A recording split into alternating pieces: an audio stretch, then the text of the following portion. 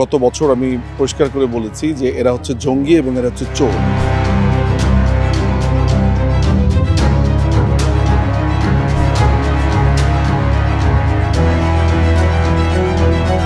যদি সত্যি হয়ে থাকে তাহলে এটা বাংলাদেশের রাজনৈতিক ভবিষ্যতের জন্য ভয়ঙ্কর। গত 6 মাসে কোটি কোটি টাকার দুর্নীতি বাংলাদেশে। দুর্নীতিতে জড়িত ইউনূস সরকারের উপদেষ্টারাই। নাম জড়ালো নাহিদ, সার্জিস, শফিকুলদের। দুর্নীতিতে জেরবার বাংলাদেশ। যে আর্থিক দুর্নীতি অত্যাচারের অভিযোগে জনরোষে দেশ ছাড়া হতে হলো শেখ হাসিনাকে, সেই অভিযোগই ফের উঠল ইউনূস সরকারের উপদেষ্টা সমন্বয়কদের বিরুদ্ধে। আর্থিক দুর্নীতিতে নাম জড়ালো তথ্য উপদেষ্টা পদত্যাগী নাহিদ ইসলাম, ক্রীড়া উপদেষ্টা আসিফ মাহমুদ ভূঁইয়া সাজিব, প্রধান উপদেষ্টার প্রেস সচিব শফিকুল ইসলাম, ছাত্র সমন্বয়ক সার্জিস ইসলাম সহ অন্যান্যদের বিরুদ্ধে। সূত্রের খবর, পদত্যাগী তথ্য উপদেষ্টা নাহিদ ইসলাম আনুমানিক 249 কোটি টাকার দুর্নীতিতে জড়িত। ইউনূস সরকারের ক্রীড়া উপদেষ্টা আসিফ মাহমুদ ভূঁইয়া সচিব আনুমানিক 155 কোটি টাকার দুর্নীতিতে জড়িত। প্রধান উপদেষ্টার প্রেস সচিব শফিকুল ইসলামের বিরুদ্ধে 110 কোটি টাকার দুর্নীতির অভিযোগ। ছাত্র সমন্বয়ক সার্জিস ইসলামের বিরুদ্ধে 92 কোটি টাকার দুর্নীতির অভিযোগ উঠেছে বাংলাদেশের টাকার হিসাবে। সূত্রের খবর, তাদের বিরুদ্ধে অভিযোগ গুরুত্বপূর্ণ পদের দায়িত্ব পেয়েই কোটি কোটি টাকা হাতিয়ে তা বিদেশে পাচার করা হয়েছে। বিটকয়েনের মাধ্যমে লেনদেন হয়েছে। সীমাহীন আর্থিক দুর্নীতি ঘটেছে গত 6 মাসে।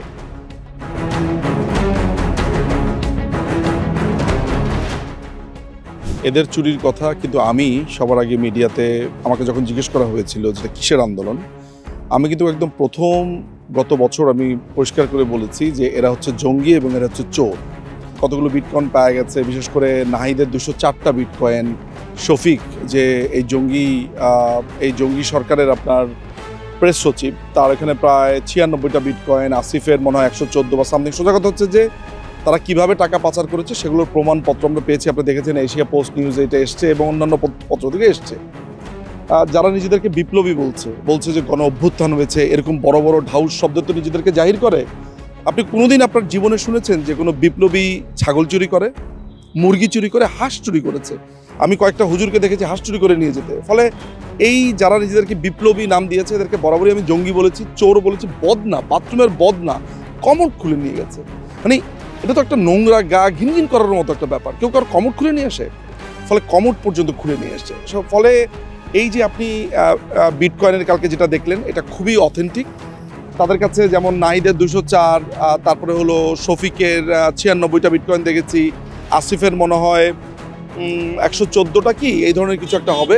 আমি আপনাকে সেই ডাটাগুলো পাঠাতে পারি ডেফিনেটলি, কিন্তু মূল ব্যাপারটা যেটা হচ্ছে যে তারা যেভাবে এই বিটকয়েন কিনেছে, এই সরকারি টাকা আত্মসাৎ করেছে, বিভিন্ন জায়গা থেকে টাকা পয়সা চাঁদাবাজি করে, আপনি চিন্তা করে দেখেন 6 মাস হলো তারা এই দেশ দখল করেছে, তাতে করে এক একজনের অ্যাকাউন্টে 2000, 3000, 4000 কোটি করে সমমূল্যের বিটকয়েন। এবং সবচেয়ে মজার ব্যাপার হচ্ছে এরা আবার খুবই নিরীহ মুখ করে বলছে আমার অ্যাকাউন্টে 10 লাখ টাকা আছে বা 10,000 টাকা আছে, আমি খুবই গরিব, নানান ধরনের কথাবার্তা। তো এই বিটকয়েনের ব্যাখ্যাগুলো আমাদেরকে দিক, আমরা তো প্রমাণ সহ দিয়েছি। আজকে যে খবরটা নিয়ে আলোচনা হচ্ছে সেটা কতটা সত্যি না মিথ্যে সেটা প্রমাণ সাপেক্ষ, কিন্তু যদি সত্যি হয়ে থাকে তাহলে এটা বাংলাদেশের রাজনৈতিক ভবিষ্যতের জন্য ভয়ঙ্কর। তার কারণ এরা দিনের পর দিন শুধু বাংলাদেশের প্রতিচ্ছবিটা পৃথিবীর কাছে খারাপ করে দেবে না, এর থেকেও বড় যে ঘটনাটা ঘটাবে সেটা হলো বাংলাদেশের সাধারণ মানুষ বাংলাদেশের রাজনৈতিক চরিত্রদের উপরে বিশ্বাস হারাবে। ধরা যেতে পারে তারা অলরেডি একটা লেভেল অফ ধাক্কা খেয়েছে।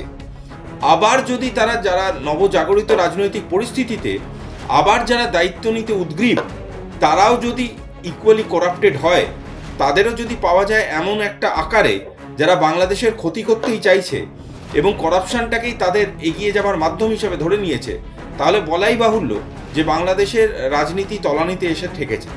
একটি ছাত্রের ব্যাংক অ্যাকাউন্টে যদি 100 কোটি টাকা থাকে তাহলে সে বাধ্য জাস্টিফাই করতে যে এই টাকা তার কোথা থেকে এলো, এবং কেউ যদি সেই টাকাটা তাদের দিয়ে থাকে সেই টাকাটা দেওয়ার পিছনে কারণটাই বা কি।